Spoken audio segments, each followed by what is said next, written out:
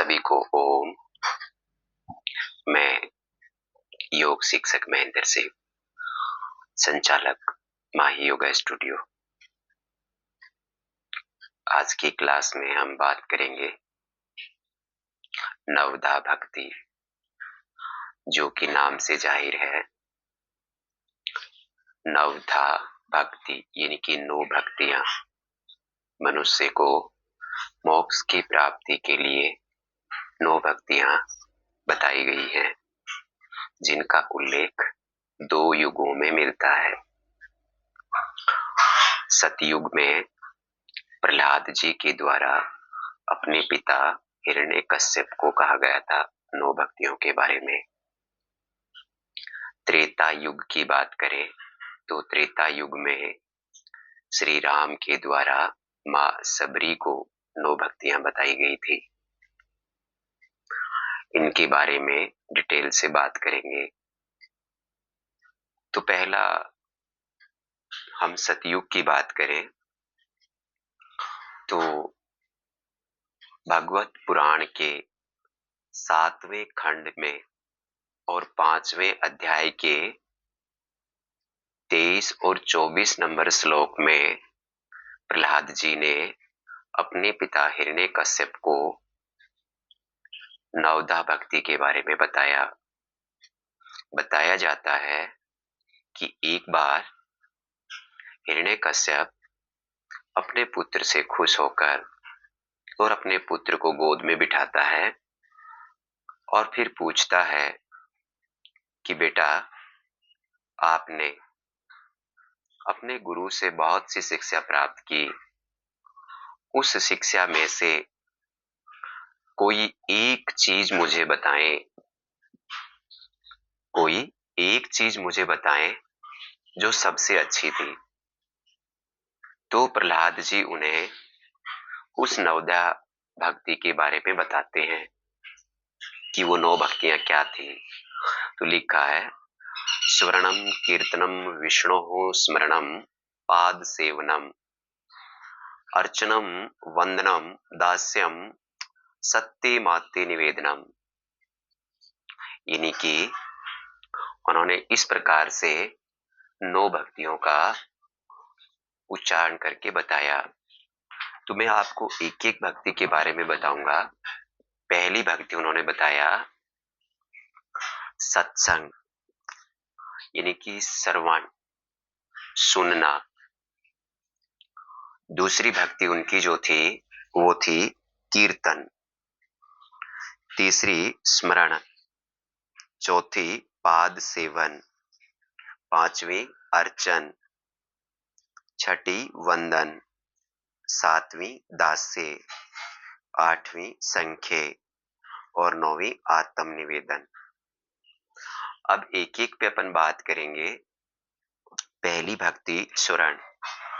तो प्रहलाद जी ने कहा कि पहली भक्ति स्वरण, कि भगवान का सत्संग या गुरु लीला या कथा कहीं पे चल रही हो, उसको सुनना मनुष्य की पहली भक्ति बताया।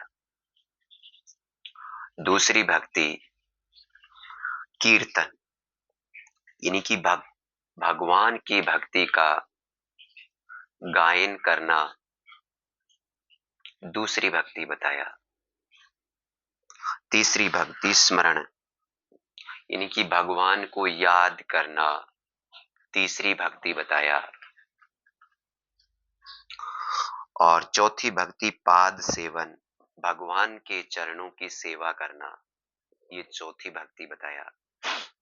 5वीं भक्ति अर्चन, यानी कि कहा जाता है कि भगवान की मूर्ति की पूजा अर्चना करना। और 6ठी भक्ति वंदन। 6ठी भक्ति बताया कि गुरु, भगवान, ब्राह्मण, माता पिता,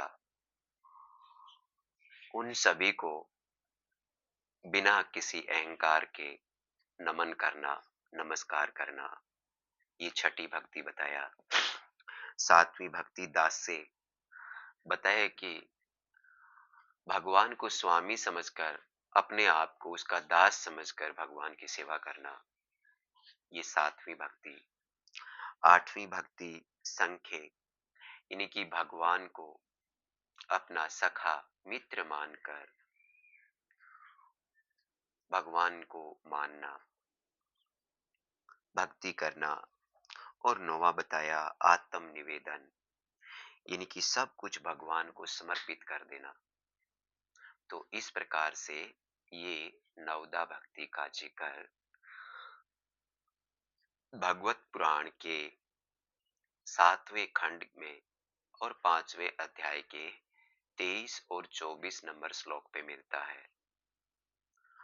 अब दूसरे युग में अपन बात करें त्रेता युग में, तो त्रेता युग में रामचरितमानस, रामायण के रामचरितमानस में इसका वर्णन मिलता है।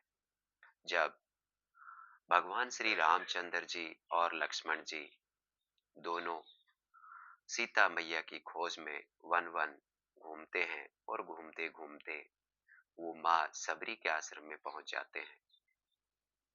माँ सबरी उनका अभिवादन करती है, बिठाती है, प्यास बुझाती है। उनको खाने के लिए वहां पे कुछ नहीं मिलता है तो वो बेर खिलाती है, और वो बेर को चख चख के खिलाती है कि कहीं खट्टा तो ना हो। तो भगवान श्री राम इस प्रेम प्रसंग से खुश होकर और उनको नवदा भक्ति के बारे में बताते हैं। तो उन्होंने जो रामचरितमानस में जो चौपाई कही है वो मैं आपको एक बार बताता हूँ कि नवदा भक्ति कहू तो ही पाही, सावधान सुनु धरु मन माही। प्रथम भक्ति संतन कन सरसंगा, दूसरी रति मम कथा प्रसंगा।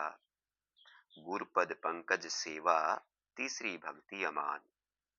मंत्र जाप मम दृष्टि विश्वासा, पंचम भजन सो वेद प्रकाशा। छठ दम शील वीरति बहु कर्मा, निरत निरंतर सज्जन धर्मा। सातवम सम मोहि मम जग देखा, मोते संत अधिक करि लेखा।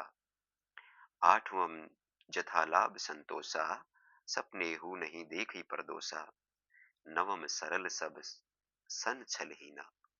तो इस प्रकार से ये नौ भक्ति का वर्णन मिलता है। तो पहली भक्ति यानी कि सत्संग को सुनना, ये पहली भक्ति थी। दूसरी भक्ति उन्होंने बताया भगवान श्री राम की कथाएं सुनना, जहाँ पे भगवान श्री राम की कथा चल रही हो तो वहां पे उनको व्यक्ति को सुनना चाहिए। तीसरी भक्ति अभिमान छोड़कर गुरु की सेवा करना, यानी कि जो हमारे मन में अभिमान है उसको छोड़ करके और जो आपका सतगुरु है उसकी सेवा करना। चौथी भक्ति कपट छोड़कर भगवान के गुणों का गान करना, अपने अंदर जो कपटता है उसको छोड़ देना है और फिर भगवान की भक्ति करना है। पांचवा है इंद्रियों पर नियंत्रण रखना। आपकी इंद्रियों पर नियंत्रण रखना भी भगवान ने भक्ति बताया है। आपकी इंद्रियां जैसे आपकी आंखें हैं, गलत नहीं देखना। आपके कान है, गलत नहीं सुनना। आपकी नाक है, गलत नहीं सूंघना। तो इस प्रकार से आपका मुख, जीभिका गलत नहीं बोलना। तो इस प्रकार से इंद्रियों को अपने वश में रखना। अगला है संतोष रखना। ये भी एक भक्ति है। जो इंसान को प्राप्त होता है वही पर्याप्त है। जितना मिल जाता है उसमें संतोष करना एक भक्ति। सातवीं भक्ति सरलता से रहना, यानी कि इंसान को अपनी सरलता का उपयोग करना। अहम की भावना नहीं लाना, किसी से लड़ाई झगड़ा नहीं करना, किसी से फालतू की चीजें नहीं बोलना।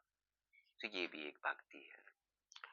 आठवीं भक्ति कपट रहित व्यवहार करना, किसी के साथ में छल कपट नहीं करना।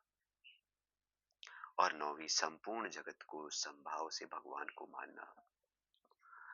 संपूर्ण जगत को, पूरे संसार को भगवान मानना। हर इंसान उसके सामने वो भगवान है। तो ये नौ भक्ति का जिक्र रामचरितमानस में मिलता है। अब इस नवदा भक्ति से फायदे क्या क्या होते हैं? एक तो व्यक्ति है, वो एक अच्छा जीवन यापन कर सकता है। दूसरा, उसके अंदर जो कपटता है, वो दूर होती है। तीसरा, जिस व्यक्ति नवदा भक्ति का अभ्यास करता है, वहाँ के उस समाज के लोग उस व्यक्ति को एक सम्मानीय तरीके से मानते हैं, उसकी इज्जत करते हैं। चौथा, यानी कि जो व्यक्ति नवदा भक्ति का अभ्यास करता है, वो कभी किसी के बारे में गलत नहीं सोचता है। अगला, नवदा भक्ति का अभ्यास करने वाले व्यक्ति को कभी भी क्रोध, मोह, माया, लालच ये नहीं आता।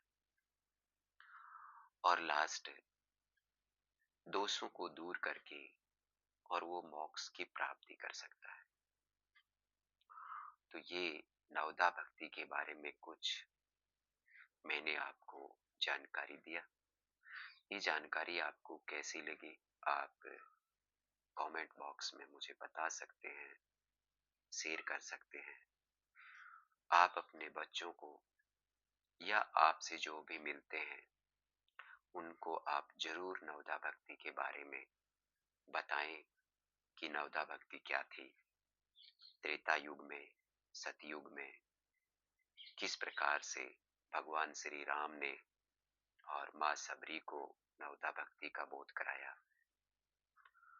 वहीं आप सतयुग की बात करें तो प्रहलाद जी ने अपने पिता हिरण्यकश्यप की गोद में बैठकर और नवदा भक्ति के बारे में बताया था।